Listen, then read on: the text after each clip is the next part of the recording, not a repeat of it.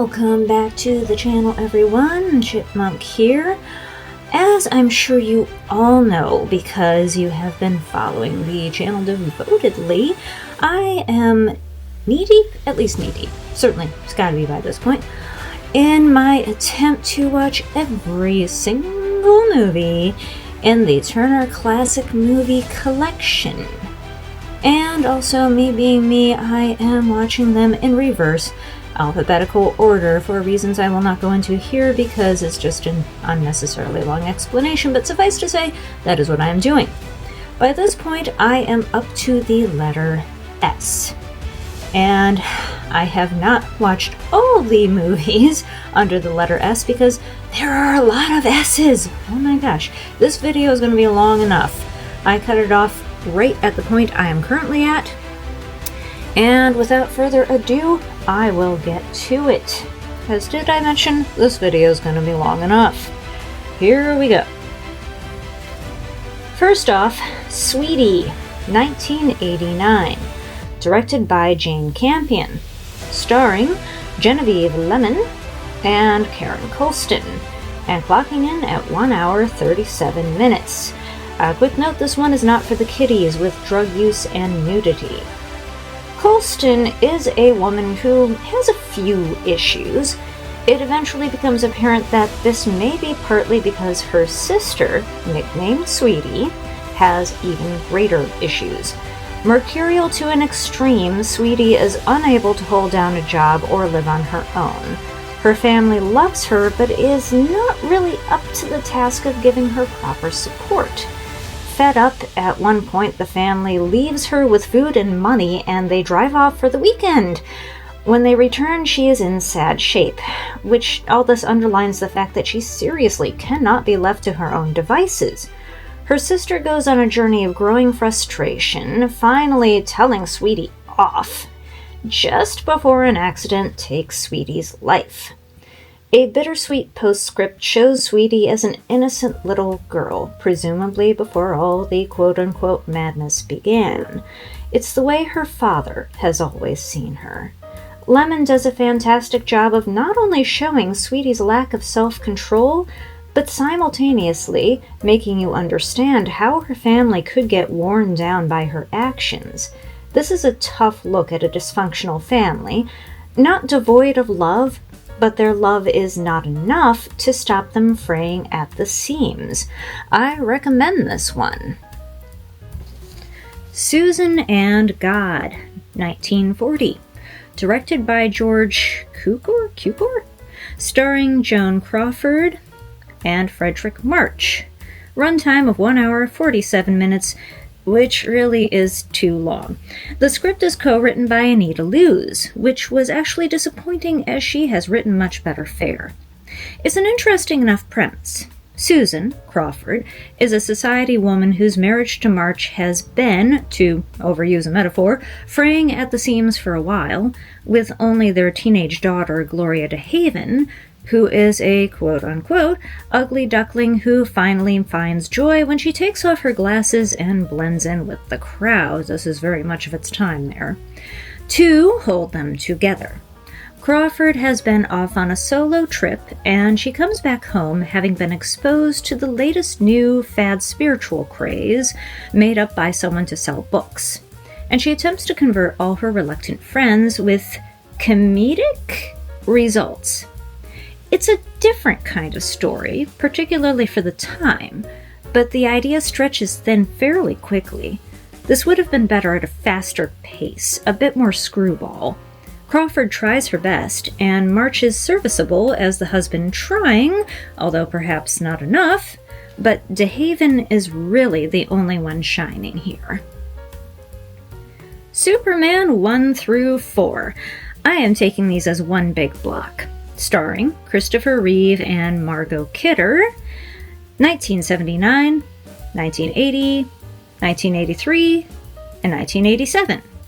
Directed by Richard Donner at 2 hours 23 minutes, Richard Lester, 2 hours 7 minutes, Richard Lester, 2 hours 5 minutes, and Sidney J. Furie, 1 hour 30 minutes. We're kind of getting progressively less epic here. Supermans 1 and 2 I'd already seen, but I did rewatch them so my 11-year-old could enjoy them as well. Reeves' turn as the Man of Steel defined the role for generations, and it's easy to see why. I will never tire of saying that he was a far better actor than many ever gave him credit for. The first movie is a bit too long, but very well made and enjoyable, and it holds up in many ways. If you don't think the kids nowadays enjoy practical effects, even ones that you would believe they'd find dated, you would be very, very incorrect. Gene Hackman as Lex Luthor is more on the comedy side than anything really menacing, but this was pre-gritty superheroes and is kinda welcome that way. Superman 2 brings us the incomparable Terrence Stamp as Villain Zod, a more serious and unforgettable adversary, and it definitely goes a long way toward making this the best of the lot. Number 3 is really not that bad, more cheesy, but with a really pretty cool ending involving technology gone amok. And Reeve gets to do a nod toward the gritty, with Superman becoming contaminated with fake kryptonite, which it basically turns him into a giant a-hole. He has to literally do battle with himself in order to eradicate what is a metaphor for addiction. Apparently, Richard Pryor was a giant Superman fan, and happened to get into the film by voicing his fandom on a talk show. He is engaging, but far overused. This one's too long for what it is. The last film, subtitled The Quest for Peace, was co-written by Reeve, and focuses on Superman attempting to get rid of nukes, and also having to fight one of the silliest supervillains you ever did see, Nuclear Man, played by Mark Pillow. I wish I was making this up. The topic of disarmament was near and dear to Reeves' heart, but unfortunately the story doesn't really come together, and is ultimately forgettable. Even the addition of Mariel Hemingway and John Cryer can't help. It's a real shame.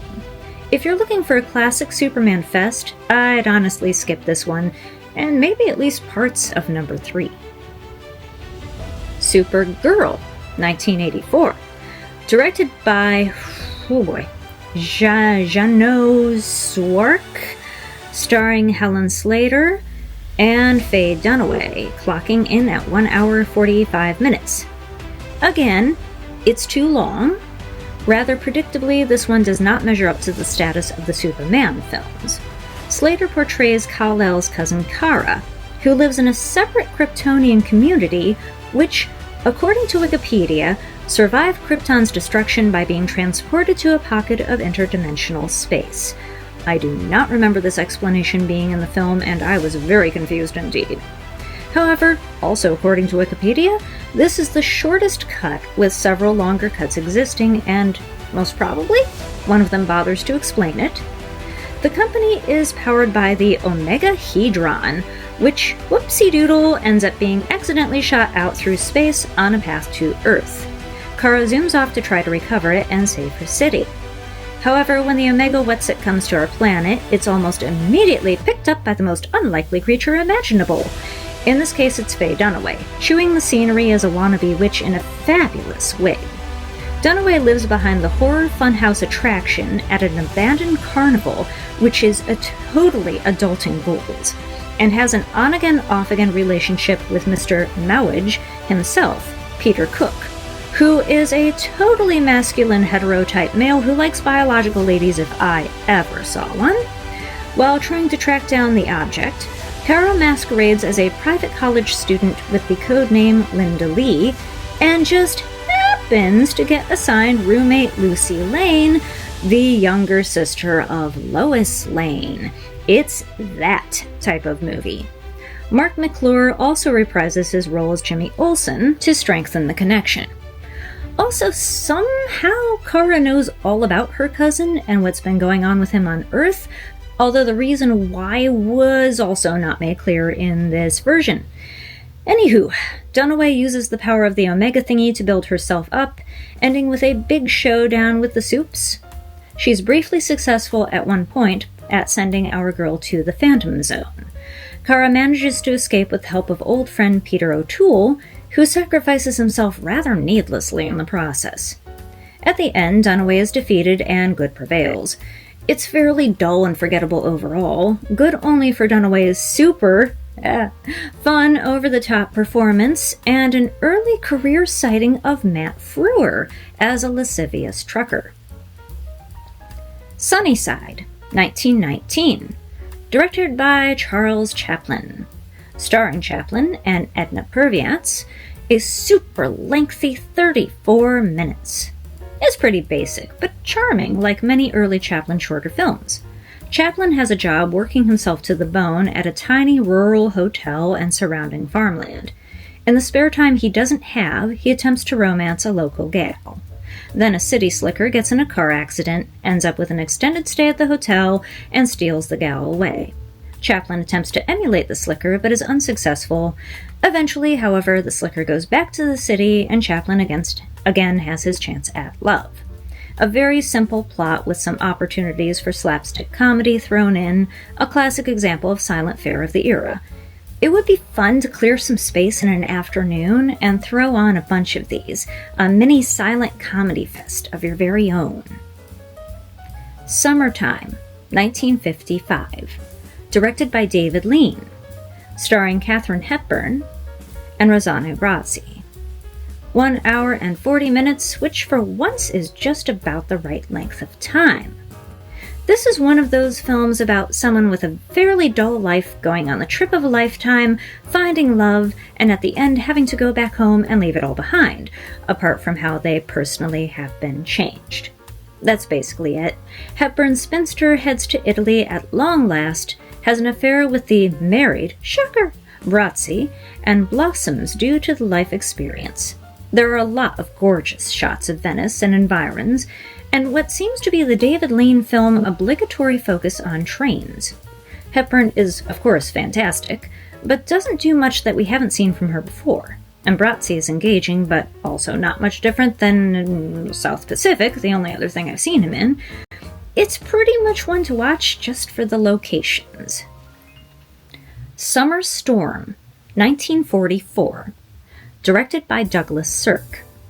Starring George Sanders and Linda Darnell, running 1 hour and 46 minutes total. This one is very interesting. It's set just after the Russian Revolution, but told in flashback, which means most of the action takes place before it. Darnell is a peasant girl who is constantly scheming to rise above her station. Sanders is the noble who falls for her. Yes, George Sanders in not only a lead role, but a romantic one. I about fell off my chair. It was so great to see. Overall, the story and performances work, and things progress at a good pace. So even at a slightly longer runtime, this doesn't seem to lag. The always exquisite Edward Everett Horton helps out as a fellow rather dissipated nobleman who also falls for Darnell. It's slightly different than his usual fussy fellows roles, which made him extra delightful. As Sanders ends up committing certain dirty deeds himself, he can't have a happy ending, but it's still a neat one. This film is also recommended as a good, solid watch. The Student Prince, 1954. Directed by Joe Pasternak. Starring Anne Blythe and Edmund Purdom. Runs out at 1 solid hour and 47 minutes. This one is a splashy Technicolor operetta, with Purdom as a prince next in line for the throne. It is decided that, since he has not learned how to handle emotions such as love and compassion, he should attend a college in Heidelberg and get socialized. Learn he does, and also he has a love affair with hotel owner's daughter and barmaid, Blythe. Although he first decides to run away with her, his father passes away, and he instead heads back home to take up his royal duties, including marrying the gal who has a title. Now, I always loved Blythe, and Edmund Gwenn does a really quite wonderful turn as the prince's tutor, but I found the songs forgettable and stilted, and the plot is nothing we haven't seen before. Even though the set decoration is worthy of the color, it reminded me of Epcot, actually. And S.C. Zakal is adorable as the hotelier. This one, sadly, didn't need to take up a whole near 2 hours of my time. Stromboli, 1950. Directed by Roberto Rossellini. Starring Ingrid Bergman and Mario Vitale. Running 1 hour and 47 minutes, this seems to be a popular runtime. Rossellini and Bergman were of course married, but not at the time this was made. This was the film that sparked their affair, causing a child born out of wedlock, which was such a scandal that Bergman was blackballed by Hollywood for a few years. That story is really more interesting than the film. Bergman is a Lithuanian POW after World War II who has no home to go to. Desperate, she agrees to marry an Italian POW from the adjoining men's camp, who talks up how his home island of the title is such a great place to live. On arrival, she finds that there are very few people left on the island, most having moved away in search of better prospects, and most of those left are not willing to welcome a stranger. Bergman is a desperate housewife, essentially stuck in a bad situation. She kind of tries to make the best of things, but cannot manage to overcome her feelings of despair, which are cemented when she becomes pregnant. She sweet-talks a handsome fisherman into helping her travel to the other side of the island, where she may be able to bargain passage to the mainland. However, before he can take her, she loses patience and decides to make the trip herself by walking, which involves crossing the rim of the volcano. Near the crater, she is overcome by exhaustion and fumes and falls down weeping. And there we leave her. Now, I get that the ending is an encapsulation of her entire experience, but her entire experience was the entire experience, and I didn't feel it was a metaphorical wrap-up so much as a sledgehammer. This film has found new respect from critics through the years, but it won't be getting that from me. Although I did sympathize with Bergman's character to an extent, at a certain point it just seemed more like she was whining, and I just wanted her to buckle down and make the best of a bad situation. There was more she could have done, or tried to do, and she kept on harping about how she wasn't that type of woman who could be satisfied with simple things, which, partly fair, she's being true to who she is, but it also kind of comes across like she's a spoiled brat, which kind of makes me want to watch Overboard again. Haven't seen that one in years, but I might like it better. It does have a cool closet. Not gonna argue with a cool closet. The Strawberry Blonde, 1941. Directed by Raoul Walsh. Say that 5 times fast.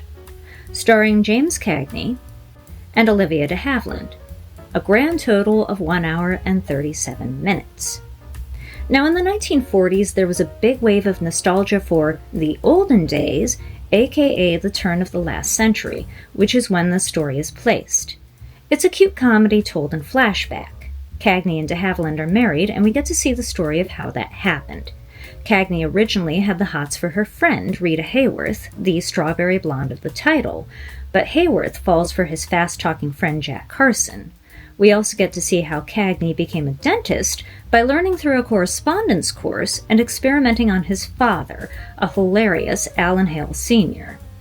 De Havilland didn't get to do a lot of comedy, and she proves her prowess. The scene with awkward attempts at putting off Cagney before she falls for him still elicits many a good solid chuckle. I don't know if the film works overall, but it has many charming moments, and is worth at least one watch. Stranger Than Paradise, 1984. Directed by Jim Jarmusch? God, I really need to look these things up. Starring John Lurie and Esther Ballot. I'm going with that. 1 hour and 29 minutes. This is my first Jim Jarmusch film, and I was very excited. Told in black and white, the loose plot follows 2 friends living in New York, and their adventures that ensue when one of them has a cousin arrive from Europe. Adventures is also a loose term, as we see them take a road trip where things happen, including the fellows losing all their money through gambling, but overall more happens in the slow-moving independent film vein than the one wacky event after another Hollywood vein. Still, it's an engrossing film in its way, even when not much is happening. I still wanted to see what would happen next. There is at least one case of mistaken identity, which is quite funny.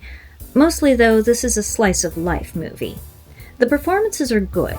One thing I did find distracting is John Lurie's remarkable resemblance to fellow actor Robert Davi, darn it.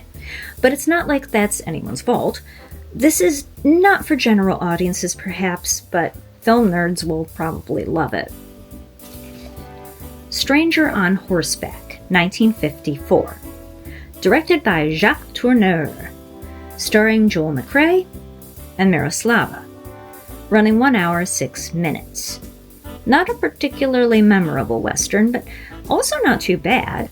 McCrea is a circuit judge who comes to a Western town to help institute law and order, but finds the town is controlled by a rich rancher.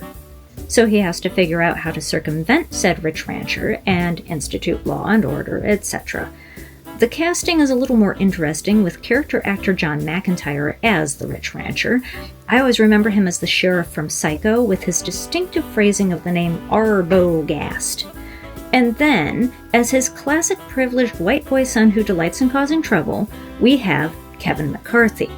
McCarthy was the lead in the original Invasion of the Body Snatchers, but wouldn't you know, what I remember him from the most is as the villain television mogul in that American classic UHF. If you're going to check out an old Western, those might be worth your time. Storm over Wyoming, 1949. Directed by Leslie Solander, starring Tim Holt and Noreen Nash, with an entire 1 hour and 1 minute runtime. Another Western, and one that is definitely not memorable. I had to look it up again for this video. Two cowhands capture a rustler, but then get framed for his murder by the actual killer, a foreman from a competing ranch. They prove their innocence and duke it out with the foreman, leading to his arrest. Holt and fellow cowhand Richard Martin have a great camaraderie, and there is much airy persiflage in the dialogue, but it's not enough. One unintentionally funny part is when they're in jail waiting for their case to be tried, and Martin's girlfriend slips them a gun hidden in a guitar. It's very odd. You'd have to see it, but it's the only reason to watch this movie. Holt was one of the stars of The Treasure of the Sierra Madre, and it's a shame his career never really took off. This film is a great example of that lack of liftoff. The Steel Jungle, 1956. Directed by Walter Doninger. Starring Perry Lopez and Beverly Garland. Clocking in at 1 hour and 26 minutes. Lopez, refreshing to see a flick with a minority lead at such a time, and Garland are newlyweds. Lopez's neighborhood is run by a crime syndicate, and he attempts to get in good with them, but they play him for a patsy, and he ends up in jail. Basically, this is one of those stories where the purported hero makes one wrong move after another, and you just want to smack him upside the head and say, "What's the matter for you?" or however that goes. It's hardly the worst beat picture ever, but it also could be a lot better. Wouldn't bother with this, really. The Star, 1952. Directed by Stuart Heisler, starring Bette Davis and Sterling Hayden, running out at 1 hour and 30 minutes. Oh, this is excellent.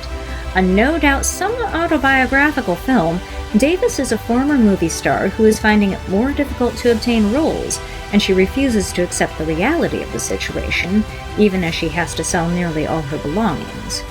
Hayden is the younger man and former actor who Davis had discovered and had him co-star with her in what proved to be one of her biggest flops. But Hayden never cared for Hollywood, and now is perfectly happy running a boatyard. He is one of the only people who really tries to help her, and she eventually learns to be happy as well by receding from her former life and moving in with him. This is a really good film with great performances. There is one point worth mentioning which is a little dated. Davis gets the chance to get another part, a supporting role in a major film, but she has to audition. Determining that a supporting role is beneath her, she bucks the advice given her and plays the role of the frumpy older sister as a flirtatious femme fatale, which naturally doesn't work at all. Now, there's certainly something to be said for following direction. A large part of being an actor, I feel, is giving the director what they want to see. But, oh, heaven forbid, an older woman be seen as an attractive person. Oh, my land, I'm just fanning myself here. May have the vapors bring me my fainting couch. Anyway, other than that quibble, I recommend this film most heartily. Stalker, 1979. Directed by Andrei Tarkovsky.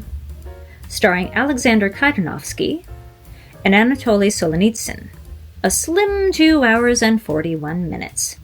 Another first. I've never seen a Tarkovsky film and was excited about this one as well. This is a philosophic sci-fi fantasy thingy. A mysterious fog has descended upon a section of Russia, creating an area known as the Zone.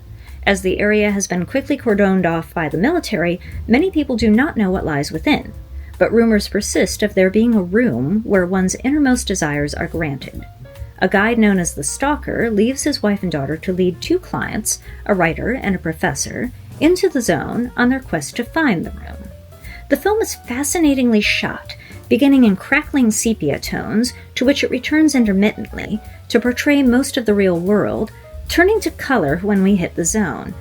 This is again very deep and philosophical, and between that and the amazing cinematography distracting me, I really didn't get a lot of what was going on. This is one I again had to look up for this video just in order to describe it. I didn't realize the Stalker had just been released from prison before immediately going on his journey, for example. This is once more a movie that's more for film fans than for casual viewers, and it's definitely one to watch a few times. I feel like it would be a different experience every time. Like, the first go-through, I just let everything wash over me, and subsequent viewings would bring new ideas to ponder, with the different philosophies being propounded by the characters, and so forth. The performances are restrained, which makes sense for a film of this nature.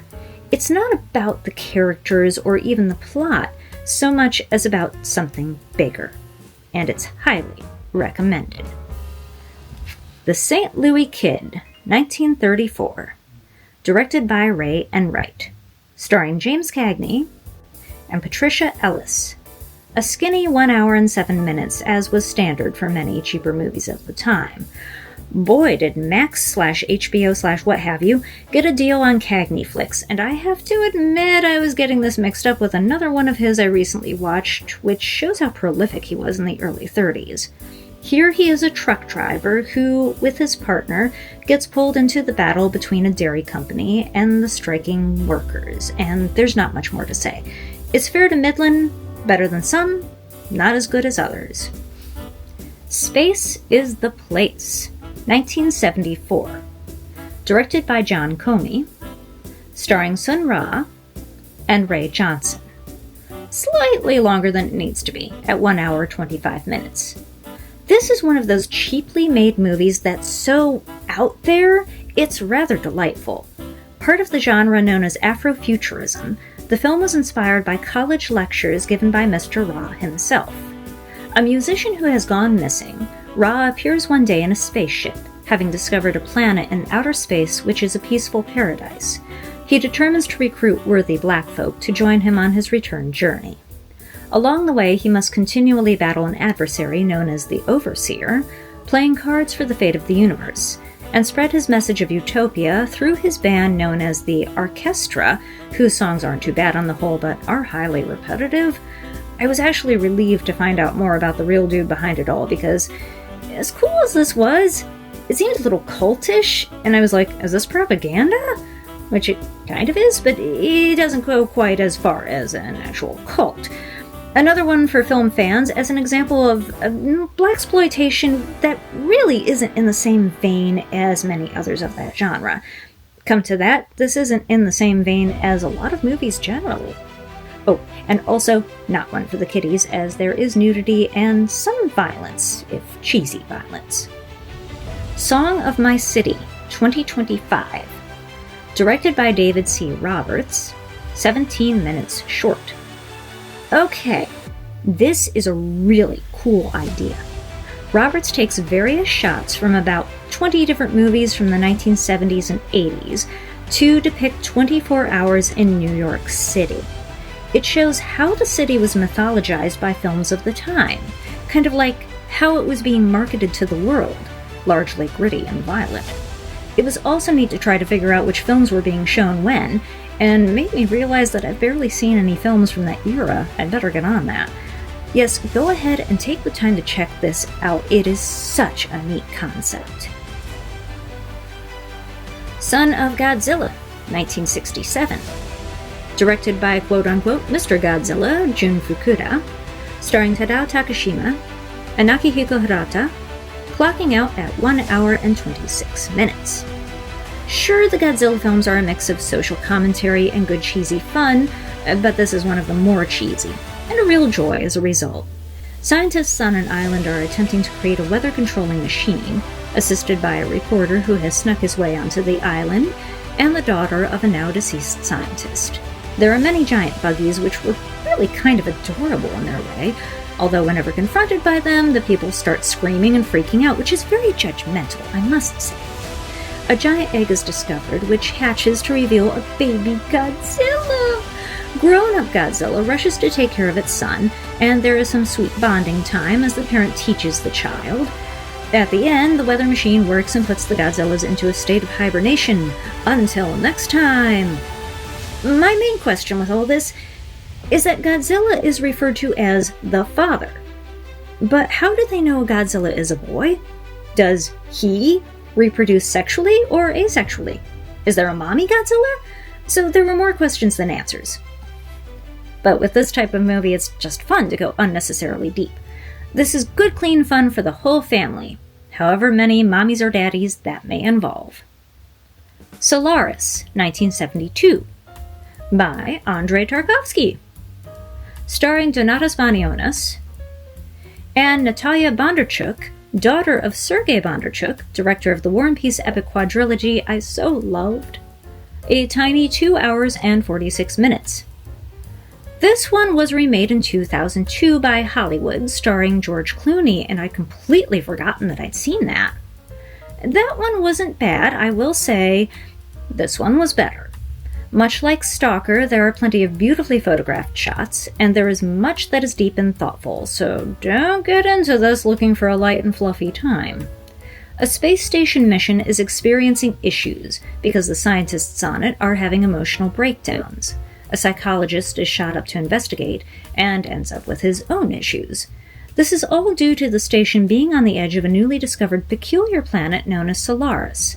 It becomes apparent that the planet attempts to communicate with humans by creating humanoid beings, which take the form of people important in the scientists' lives. The psychologist finds his dead wife interacting with him. At first he understandably freaks out and shoots her into space in a rocket, but then the planet just replaces her with an identical wife clone. The original human wife took her own life, and the clone soon begins to exhibit the same tendencies. Eventually, she asks the other scientists to do away with her for good. The psychologist's brainwaves, for what reason I forget, are broadcast by the scientists to Solaris, upon which the visitors stop appearing, and islands form on the surface of the planet. At the end, we, and perhaps the psychologist too, think he has gone home to meet his father at his father's house, but as the camera pulls out, it is shown we are on an island on the planet. Fascinating stuff, all the way around, and I can't help recommending this one as well. The Soft Skin, 1964, directed by François Truffaut, starring Françoise Dorléac and Jean Desailly, 1 hour and 53 minutes. Quick note, and very sad, Dorléac was the sister of actress Catherine Deneuve, starring with her in the fantastic candy-coated Young Girls of Rochefort a few years after this one. However, not long after that film was shot, Dorléac passed away in a car accident. She was an engaging actress, and it's very sad indeed her career, along with her life, was cut short. Here she is a young woman who meets a married lecturer and begins an affair with him. There are also many scenes involving the man's wife and their daughter. And although the wife is no doubt the sympathetic one, at the end she takes a rifle and shoots her husband, an act which would just put her in jail, and now her daughter's life is completely ruined. I mean, my gosh, that was disappointing. I wanted better for her character. Still, it's a pretty good film. Would watch again, possibly. Social Confrontation, 1968, and less than 12 minutes. This is documentary footage of various demonstrations in the US around the late 60s. And boy, is it fascinating in the light of recent events particularly. Really, there are many ways in which these filmings could have been done yesterday. The more things change, the more they stay the same. Although it is to be hoped that we might learn from our history for a change. Smithereens, 1982. Directed by Susan Seidelman. Starring Susan Berman and Brad Reen. 1 hour and 29 minutes. This is another of those films that really depends on what you're looking for from the main character. Here, our MC is a young woman who is attempting to break into the New York City music scene using little more than overconfidence and stubbornness. This leads her to attempt an affair with a minor punk artist, get kicked out of her apartment, and then manage to stay in the van of a small-town boy new to the big city through manipulation of his sympathies. That said, she's not entirely unsympathetic, as you can't exactly blame her for attempting to go for her dreams, and there is clearly a part of her that really does want to be with the van guy and have a relationship. She just can't get past herself, so to speak. Basically, it's yet another one of those where the more or less hero makes all the wrong choices, right up until the end, where it is at least left open whether she makes what is clearly the wrong choice or not, and that can be hard to watch. That said, films are reflections of us as people, and we complicated beings don't always do the right thing, so I can see that too. Basically, films reflect myriad different points of view, and this fits into the spectrum of it all neatly. I don't know if that justifies the need to spend nearly 2 hours watching a film like this one, but it's all something to keep in mind as you, the possible viewer, make your own decision. Smarty, 1934. Directed by Robert Florey. Starring Joan Blondell and Warren William. A lengthy 1 hour and 5 minutes. This pre-code screwball comedy is not that. Despite a fantastic cast with wonderful actors, including, again, Edward Everett Horton, it's a giant waste of talent because this did not age well. Blondell and William are happily married, but she can be somewhat mercurial with her notions. As they are beginning a small party of friends at their apartment, she takes it into her head to tease her husband mercilessly, goading him until he finally snaps and slaps her. This is not a great start, to say the least. There's nothing ever to excuse marital violence. He could have just left the room. Anyway, she divorces him and marries a mutual friend, then continues her behavior in the same vein with her new husband until the same thing happens again, and she once more divorces and goes back to her original husband. The idea here seems to be the extremely old-fashioned and wrong notion that some women just want to be manhandled and need to be smacked around on occasion so that they will respect their husbands. God, what a stupid idea. Did I mention there is no excuse for marital violence? I will say, there is a modern theory that this may actually be showing the wife's predilection for consensual smacking around as a kink, which is a possibility. But that is definitely not made clear, so no, this one doesn't work. And I so much do not recommend it that I pretty much negative recommend it. Smart Money, 1931. Directed by Alfred E. Green. Starring Edward G. Robinson and James Cagney. Running an entire 1 hour and 21 minutes, which is practically epic for that era at Warner's. Cagney is decidedly in the supporting role here as loyal backup man to Robinson's personable and suave barber/gambler turned gangster, which really is the entire plot. I will say, I hadn't seen Robinson this young in anything and I was greatly impressed. His performance was very natural, and it stands the test of time. This one was a simple plot, but not a bad flick at all, and I'd say it's worth the watch.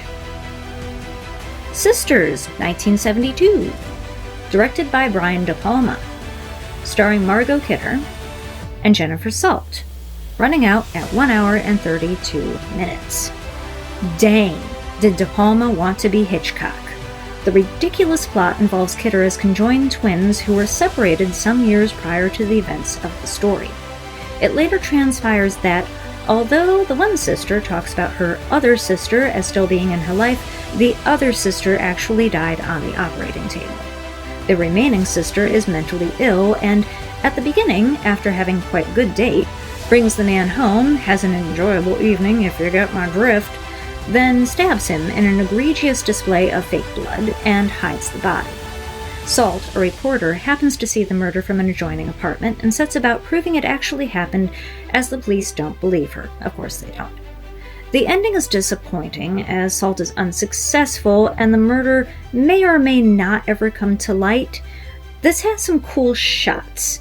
I do actually enjoy what I've seen from De Palma, but his Hitchcock homage here is incredibly obvious that it took me out of the film. He even got Bernard Herrmann to score it, an undeniable coup. Kidder's Day is black, and that was pretty cool for the time. Lyle Wilson was great in the part, and I would have liked to have seen him more. Also, we have a youngish Charles Durning as a private detective, which was neat, as I don't think I've ever seen him without gray hair. So this one has its points, but overall, it's not a rewatch. Sinner's Holiday, 1930, directed by John G. Adolphi, starring James Cagney and Joan Blondell. Another super skinny at 1 hour. Starring is a loose term, as these two are not the main romantic couple. The action takes place at a carnival. Cagney's mom owns an amusement arcade and employs her 3 grown children, Cagney being the one she dotes on more than any of the others. He, however, ends up killing someone, and both Blondell and his mother help to cover him before the law finally catches up. A special note, Blondell here is a brunette, which you really didn't see for the entire rest of her career, as far as I know. And the mother is portrayed by prolific actress Lucille Laverne. Laverne is best known today for her voice work as both the evil queen and witch in Disney's Snow White. Her acting style here is needlessly overdone, so it's dated, but it's still really cool to see her in person.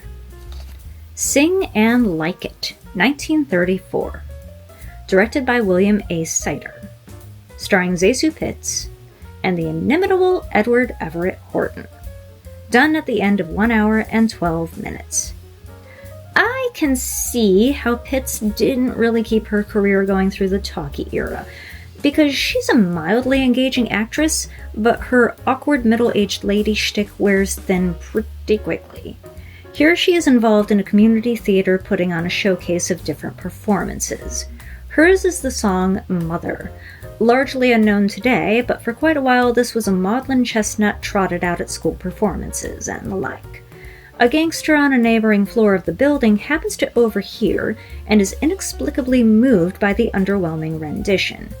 He takes Pitts under the wing of his gang, who in turn take over a Broadway production, all the way to ensuring the show is a success, in his determination for the world to know her special genius. Once said success is achieved, Pitts decides to retire from the stage. It's a cute idea, and does make for some comedic moments, with Horton's producer's frustration as his attempts to make an actual quality show are thwarted at every turn. Another note of interest, the gangster's girlfriend, who gets smacked around in a definitely not funny bit. Seriously? This country has had issues with its treatment of women for some time. Anyway, she is portrayed by Pert Kelton. It was driving me up the wall trying to remember why that name was familiar, and I finally looked it up. She was Mrs. Peru, the mother of Marion, in the film version of The Music Man. The More You Know. Sidewalk Stories, 1988. Directed by Charles Lane. Starring Lane and Nicole Alicia. An absolutely perfect 1 hour and 37 minutes. Lane was reportedly inspired to this movie's plot by a discussion with a homeless person. Here he portrays a homeless sidewalk portrait artist. One of his clients are a family who has him draw their adorable little girl. She's probably about 2 years old. Later the parents argue and the mother storms off in the street. Soon after, the father gets knifed in an alley, with the artist happening by and managing to protect and spirit away the little girl. Touching the knife without thinking, he is unable to go to the police, and as he doesn't know the girl's name, he ends up bringing her to the abandoned building where he sleeps, and taking care of her as a surrogate father. In the course of this, he shoplifts from a baby supply store, which turns out to be owned by a lovely young woman who is also one of his portrait clients. The two begin a relationship, and the three of them become a little found family for a time, before the child's actual mother is found, and the artist returns her daughter to her, before going back to live on the streets. This film is exquisite, and easily one of my favorites I've watched recently. It's in black and white, and completely silent until the very end, which was a delightful surprise. There's a lot of spot-on slapstick. As you may have guessed, This is obviously an homage to great silence, such as Keaton and more so Chaplin, but like all great homages do, it gets it very right by also injecting something new. Here the new is largely the fact that it's set in the modern day and centers on black heroes, and dang does it all work! Simply shows how a truly timeless story is just that. Lane did work on a few more flicks, such as True Identity and Posse, but has not had nearly the career he should have. This one is not just recommended, it is in order. Watch this movie. Unless you're part of the youths, as there is one adult scene with nudity and simulated adult relations, which are also very humorous. Shoulder Arms, 1918. Directed by Charles Chaplin. Starring Chaplin and the erstwhile Edna Purviance. A hefty 36 minutes long. From one to the other, straight into the OG Chaplin. This is another cute short film with Chaplin, a reluctant soldier in the trenches of World War I, coping with tough conditions and eventually defeating the enemy through slapstick. Add this to the Chaplin Shorts afternoon roster. The Shooting, 1966. Directed by Monty Hellman. Starring Warren Oates and Jack Nicholson. Runtime 1 hour and 22 minutes. This begins promisingly enough. Out in the wilds of the American Old West, a man is shot under mysterious circumstances, as his companion does not see who did it, and no one else seems to be around. Soon a strange woman appears on a mission of her own. The characters go on a journey to ostensibly assist her, although her true motives are murky. An early role for Nicholson, he is a mysterious hired gun who pursues the group. This one really did not hit me. It's another with an ending that seemed more philosophical, which I was not ready for and found very confusing. Oates is fine as the lead, and it's interesting to see Nicholson a bit younger than we Xennials are used to, but Millie Perkins in the woman's role is more annoying than intriguing, and Will Hutchins as the brainless supporting non-witness to the crime makes enough stupid moves to also make him more annoying than sympathetic. This one did not do it for me. But it's different enough to intrigue someone who has more patience to dissect a film that may have more beneath its surface than first appears. Shoeshine, 1946. Directed by Vittorio De Sica, starring Franco Interlenghi and Rinaldo Smordoni. I was recently told that I am definitely not Italian, and yeah, I'm definitely not Italian, if that wasn't obvious. 1 hour and 33 minutes. This has the distinction of being an Italian production produced just after the end of World War II, dealing directly with the issues of the time. 2 lads are surviving on the streets, taking jobs to enable them to realize their innocent dream of co-owning a horse. One job, engineered by the younger boy's unsavory brother, involves selling illicit products, in this case blankets from America, presumably unlawfully imported. They are reported and sent to juvenile hall, where they encounter the injustices inherent in the system, showing, among other things, how this was a very common issue, causing many young lads to be sent to jail instead of attempting to actually fix the underlying problem. There is a very downer ending as one of the boys dies, and the other's life is forever changed for the worse. Look for the horse running away, a hefty metaphor of the loss of innocent childhood. This is, however, a really good film, if a hard watch. Note that there is nudity, in the style that Europeans are less likely to think a big deal than Americans, but there's something to be said for not letting just anyone watch such things. If you watch the movie, you'll see what I'm talking about. Also, an odd note, the thumbnail for this on Max/HBO/What'smahoosit is completely wrong and misleading, being a still from the brief Shoeshine segment of the Shine on Your Shoes musical number in the 1952 musical The Bandwagon. So I thought this was going to be a documentary, until I read the description and realized they just put the wrong picture for whatever reason. Who knows how this happened? Shock Corridor, 1963. Directed by Samuel Fuller. Starring Peter Breck and Constance Towers. Running 1 hour and 41 minutes. This one is interesting, both a hit and a miss.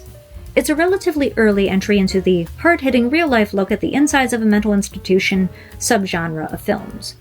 Breck is a reporter who determines to masquerade as a man with issues.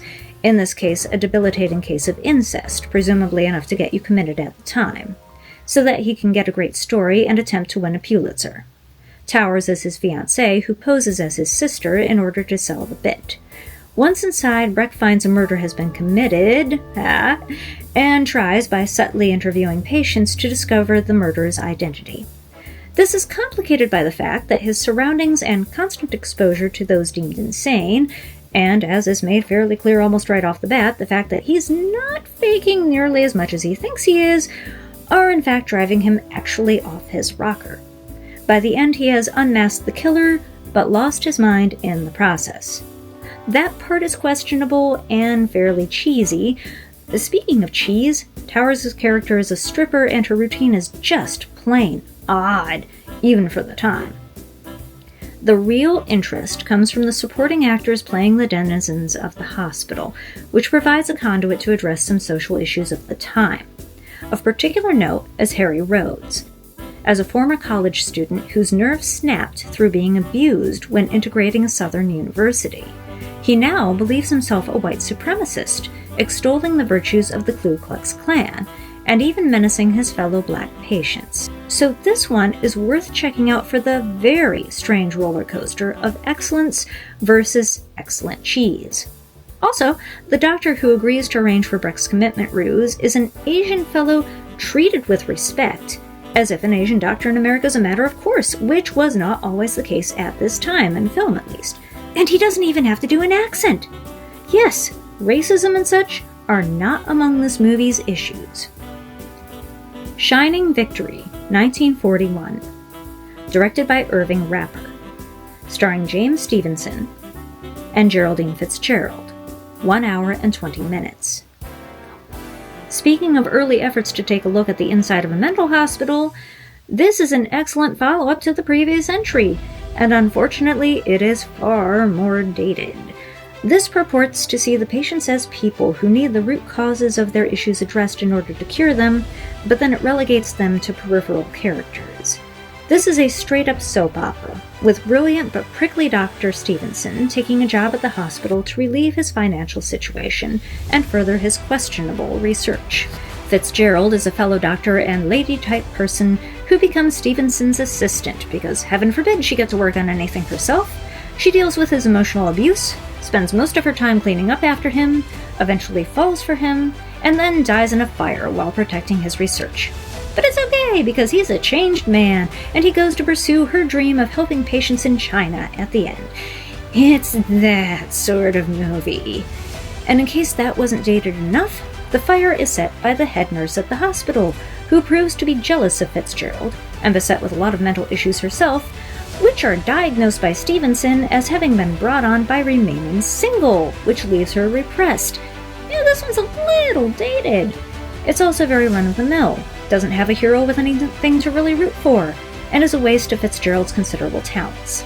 It is always nice to see Donald Crisp, particularly not in a costume drama for a change, but that's about it here. She Had to Say Yes, 1933. Directed by George Amy and Busby Berkeley, starring Loretta Young and Lyle Talbot. 1 hour and 3 whole minutes. With a title like that, I was a little leery as to what I was in store for. But, although certainly dated, this film wasn't too bad on the whole. A ladies' clothing business frequently sets up its models for dinners and such to entertain clients, but often the models in turn tend to pressure the clients for marriage and or blackmail them after a good night's know what I mean say no more, and the company and clients are both rather sick of it. Thusly, the company decides to open up its entertaining unit to the presumably better-behaved pool of stenographers.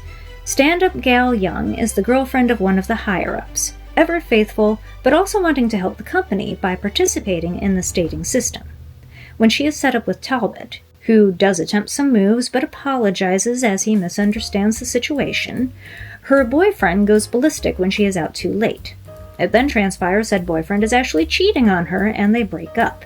She cries it out with Talbot, and after a few more misunderstandings, they determine to marry at the end. Whereupon she also decides to give up her virginity to him the night beforehand. This is decidedly pre-code. Not as absolutely obvious as it would be nowadays, but also there really is no question that they're constantly talking about sex. Talbot's not too bad, and it's a shame he was soon relegated to villain roles. There were studio politics involved. It's fascinating, and I recommend looking up the story. This film is intriguing as a good example of the film of the time. Shake, Otis at Monterrey, 1987. Compiled by D.A. Pennebaker, 20 minutes. Documentary footage of Otis Redding at the Monterey Pop Festival in 1967, one of his last performances. The set was cut short due to rain and only contains 5 songs. I'm not, a Redding fan or anything, but his presence here was electrifying. The man clearly gave it his all. The Seventh Victim, 1943. Directed by Mark Robeson. Starring Tom Conway and Kim Hunter. This is about a young woman, Hunter in her film debut, at school who is informed her older sister, who has had issues for some time, has disappeared. She leaves school to move to the big city and unravel the mystery to find her. Conway is a doctor and friend of her sister, who assists her. Apparently, this is a prequel to the film Cat People, which I have not seen, but the ending involves a devil cult where the people worship evil, which seems an old-fashioned way of looking at it. That's always confused me because don't most villains believe they're actually doing the right thing? The young woman falls in love with a poet, which seems awfully squidgy to me because her age is not mentioned, but she seems to be still in high school. In the end, they find the sister, but the sister ends up ending her life, so it all seems rather pointless. And after all that, her death is kind of brushed off as the younger sister prepares to marry and move on with her life. It's said there were 4 scenes cut from the film, which may have improved the narrative, but who can tell? Also, some say there are homoerotic undertones, which may be, but I couldn't see it, and I mean, really could argue that about any film. Anyway, even with the suave Conway's screen presence, this is a definite miss. The Setup, 1949. Directed by Robert Wise. Starring Robert Ryan and Audrey Totter. 1 hour and 12 minutes. If you've seen any of these other TCM videos, you know my feelings on the great non-acting of Robert Ryan. However, he felt that this was the best of his films, and I must say, I agree with him. It's a tight, almost bottle story told in real time about a boxer out of his prime being, unbeknownst to him, set up to take a fall. Naturally, he fights through and wins the bout, but then is set upon by the gang behind the setup, breaking his hand so that he will never fight again. Totter was frank about her being able to gain the part, stating that she had both the figure and the acting style Wise was looking for in the role, but still she is underwhelming, if only because her wife, although loving, loves her husband too much to keep seeing him pummeled in the ring, and she spends her time wandering the streets instead, not able to get up the courage to enter the arena. Ryan is, and I never thought I'd say this, the real draw here. It probably helps that he had real-life boxing experience, giving the ring scenes authenticity that helps you feel the stakes involved. He is still hardly the world's best actor, but here he is able to lend the necessary pathos to a man who knows he will soon have to let go of the only thing he has ever known. I'd check this out if I were you. The Secret Garden, 1949. Directed by Fred M. Wilcox. Starring Margaret O'Brien and Dean Stockwell. 1 hour and 29 minutes. The story is a childhood favorite of mine and of many others, and this is quite a good adaptation of the classic tale about a spoiled yet neglected English child raised in India who is shipped back to England after her parents die in a plague. Young Mary goes to live in the large manor house of her mysterious uncle out on the lonely country moors. With not much else to do but wander the house and grounds, she soon discovers her cousin Colin, also spoiled, as everyone believes him an invalid and treats him with kid gloves, and also country lad Dickon, who understands animals as no one else. Mary herself discovers an affinity with the garden, eventually coming upon the long locked-up garden space of her uncle's dead wife. She and the boys join together to bring the dormant garden back to life, which is a metaphor for the change in Mary, her cousin, and eventually her uncle as well. The film is all in black and white, except for when the garden has come back into bloom, when it switches to full color. It's not executed as well as it could be, but is still entirely effective. As to performances, it's always lovely to see Elsa Lanchester, and she makes a wonderful, if a bit old, Martha. Gladys Cooper is note-perfect as Mrs. Medlock. Herbert Marshall is a sympathetic Craven who gets more story time than in the book. Stockwell fits neatly into the role of Colin. But it's O'Brien who has to carry the day, and so she does. I honestly hadn't been sure if she'd be able to pull this one off, but she is just how Mary is supposed to be. Petulant, stubborn, angry, but willing to change and grow. This was definitely a high point for her as an actress. Of course, she was also growing herself and soon became unable to get roles, even though her acting prowess was also obviously blossoming. Go figure. The Secret Bride, 1934. Directed by William Diderot. Starring Barbara Stanwyck and Warren William. 1 hour and 4 minutes. Okay, so I found this a little difficult to keep track of just because of the mild inclusion of politics, but it didn't get into that too much. Stanwyck is a governor's daughter, and William is the attorney general. They fall in love and elope, but before they can inform anyone, her father is accused of a crime, which William must investigate. Thusly, they have to keep their true relationship under wraps. Things get more complicated with an important witness being shot and a good friend of Stanwyck's being accused of the murder. Stanwyck sees the crime and knows her friend is innocent, but fears to testify due to the certain exposure of her marriage. Eventually, she has no other choice and does so. Her friend is acquitted, the true villain does away with himself, and her husband keeps his job. It's not the most memorable film or even easy to follow.